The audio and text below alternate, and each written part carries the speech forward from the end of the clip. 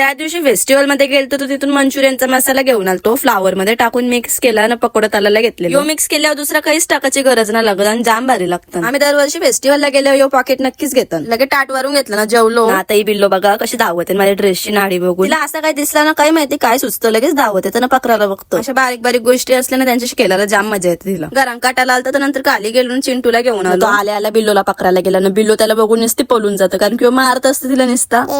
दीदी चांगलं चिंटूला नुसतं येऊ जाऊन मला मारत असतो यो. हा काय समजत नाही काय याला.